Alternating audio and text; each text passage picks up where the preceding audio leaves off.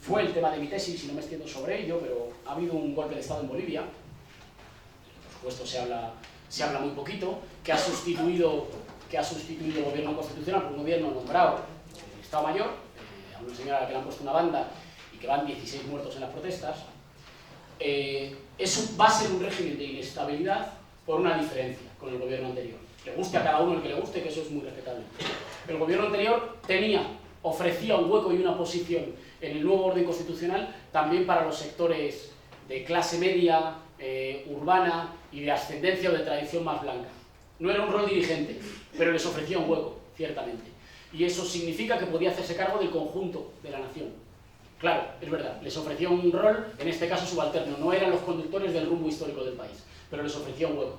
Un hueco en lo cultural, un hueco jurídico, un hueco en el reconocimiento de sus actitudes, de sus apellidos, de sus capacidades.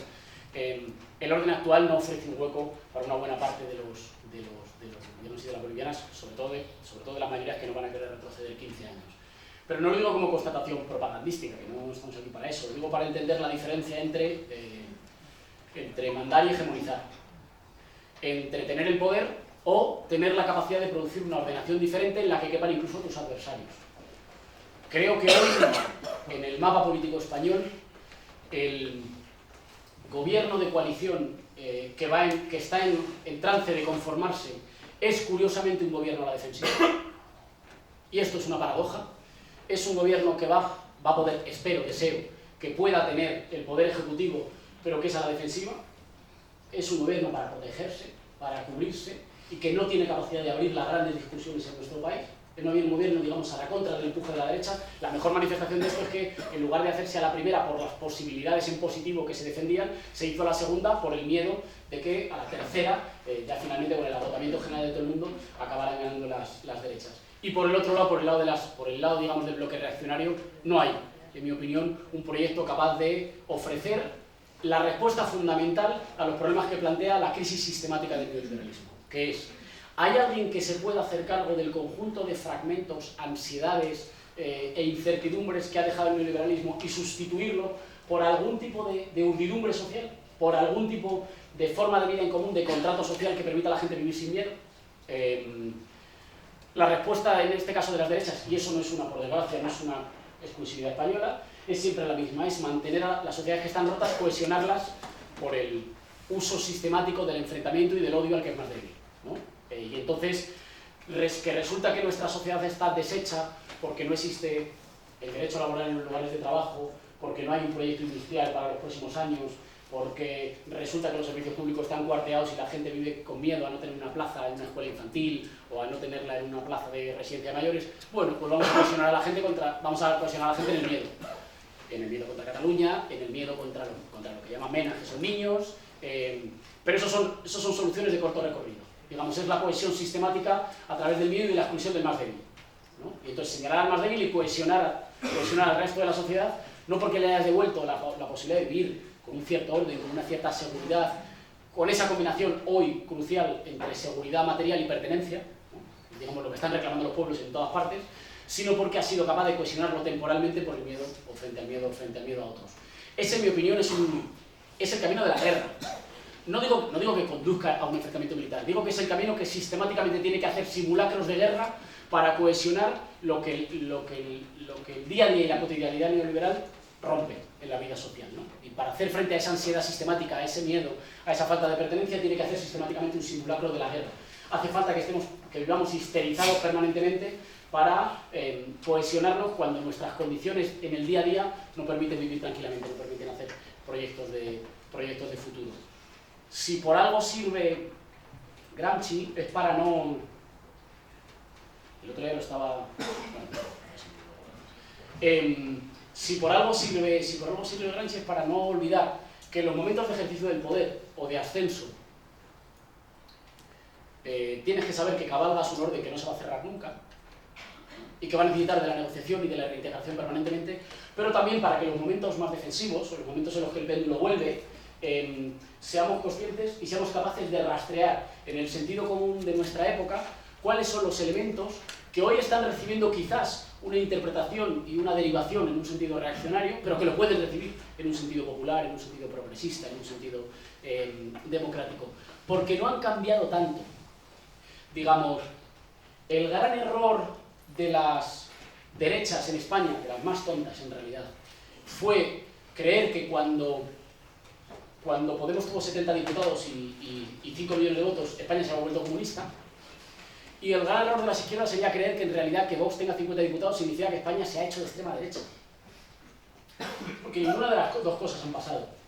Y porque acaso una parte de los humores sociales y de los afectos que inspiran una cosa y la otra no están tan lejanos, aunque reciban representaciones políticas e ideológicas que no pueden ser más opuestas. Claro, pues hay periodistas telefónicos, no pueden ser más opuestas. Pero que, digamos, en su motivación inicial, en aquellas rupturas, en aquellas ansiedades, en aquellos dolores que le dieron lugar, no eran en realidad tan diferentes. Esos elementos siguen ahí.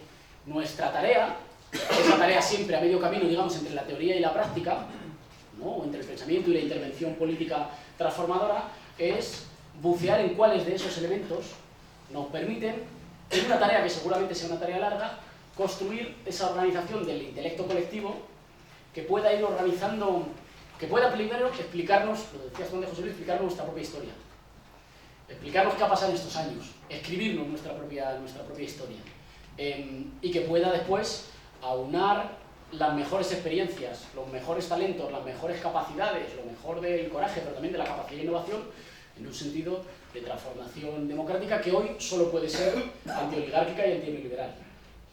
Pero no por alguna voluntad ideológica, sino porque el neoliberalismo impide que nosotros nos comportemos como sociedad. Sustituye a la sociedad por sistemáticamente la ley del más fuerte y la ley de la jungla. Cualquier posibilidad de ordenación, de garantía de seguridad, de pertenencia y de orden pasa por suprimir el desorden neoliberal y sustituirlo por un orden que tenga la capacidad, pues, de fundar proyectos de vida que sean ecológicamente sostenibles, que sean socialmente justos, y a poder ser, digamos, que repartan menos miedo y menos sufrimiento y algo más, digamos, de tranquilidad, paz y de bienestar. Sigo pensando que para eso, necesario de que lo complementemos, de que lo desarrollemos, de que lo llevemos más allá, las categorías y los términos de Gramsci siguen siendo de lo mejor y de lo más útil que tenemos para pensar la transformación y para realizar la transformación de nuestro país. Muchas gracias.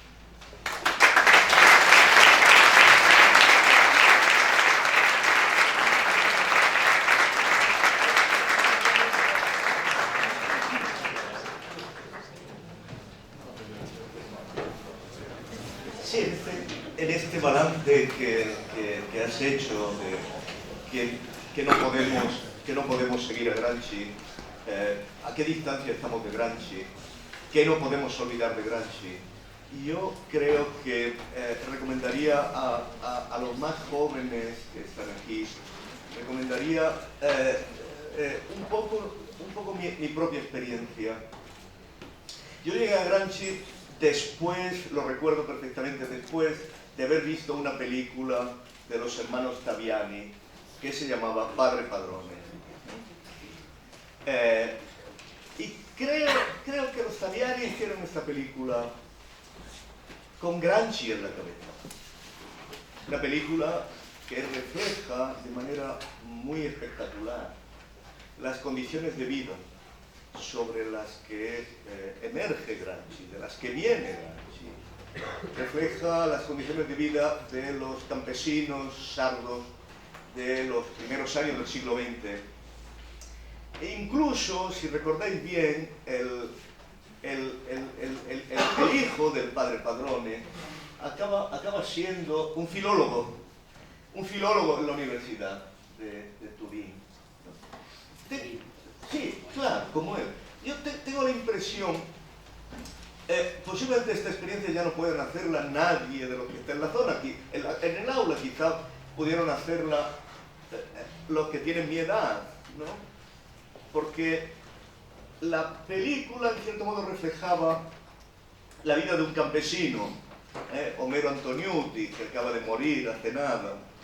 La vida de un campesino que vivía en la época romana. Pero esa era la vida que tenían los que los que se habían obligado por el desarrollismo franquista de emigrar de su pequeña ciudad andaluza, aragonesa, extremeña, a las grandes ciudades del litoral y finalmente convertirse en alguno de los miembros de las clases en ascenso en la vida universitaria. Lo más peculiar de esa experiencia es que naturalmente se vinculaba a la historia de un campesino, en este caso Gramsci, que va, y yo lo asociaba permanentemente a la Universidad de Turín, y es encarcelado y vive 20 años en la cárcel, bajo la época más terrible de Europa, viendo frustradas todas sus aspiraciones y entregado con una paciencia inhumana, con una firmeza extraordinaria, con una capacidad de resistencia ejemplar y con una inteligencia única a analizar el presente, a entregar a su país, a Italia y posiblemente a muchos otros europeos y americanos, hay que recordar la experiencia de Mariátegui aquí, entregar una explicación de lo que estaba pasando en Europa. Creo que lo primero que no podemos olvidar de Gramsci es a Gramsci, al Gramsci ser humano, al Gramsci que está allí sometido a vigilancia de 1000 esbirros, leyendo cosas de segunda mano, escribiendo cartas de manera extraordinariamente entrañable y al mismo tiempo extraordinariamente optimista acerca del futuro, y manteniendo un tono que queda reflejado fundamentalmente bajo esta divisa que creo que es la divisa más inolvidable de cualquier actor político: conciliar el pesimismo de la inteligencia con el optimismo de la voluntad. Lo inolvidable de Gramsci es el tipo humano Gramsci, la forma de ser Gramsci, la subjetividad rocosa, acostumbrado a la resistencia completa frente a todo pronóstico de Gramsci. Y esto creo que esto está íntimamente vinculado a la comprensión por parte de Gramsci de que él no estaba haciendo algo heroico. La comprensión de que estaba de este modo expresando, dando cauce a algo que constituye la entraña más profunda del pueblo. Este hecho, ¿no?, de que yo no estoy haciendo nada que no hacen los campesinos corsos, como no estoy haciendo nada que no hacen los campesinos de todo el mundo, o como no hacen los resistentes de todo el mundo, porque hay algo que es a mi modo, que hay un efecto, se ha dicho esta tarde, que hay un efecto sustrato. Hay una latencia del pueblo que está situada mucho más profundo, a un nivel mucho más profundo que la actualidad del pueblo.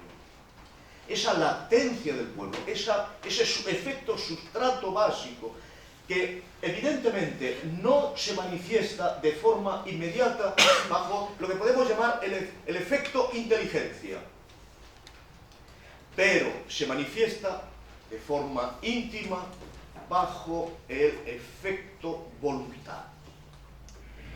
Y que por supuesto que esto formaba parte de creencias de la época, ¿no? Formaba parte de eso que Unamuno, que ahora está tan de moda, llamaba intrahistoria, ¿no? Y que ese sustrato, ese efecto sustrato, cuando está íntimamente caracterizado por una estructura de sedimentación que constituye el objetivo fundamental de la inteligencia, de quien se pone al servicio de la emancipación. esa sedimentación, revelar esas dimensiones de latencia, hacerlas explícitas, exponerlas, manifestarlas, llevarlas a la luz. Esta es la actividad fundamental de la inteligencia. Porque la actividad fundamental de la inteligencia es el resorte de eso que hemos discutido en el Congreso como categoría de autonomía. Al menos esta es mi opinión. Autonomizar esos estratos, darle salida a esa latencia, manifestar estos efectos de sedimentación es la tarea fundamental de la inteligencia, porque eso es el camino hacia una autonomía.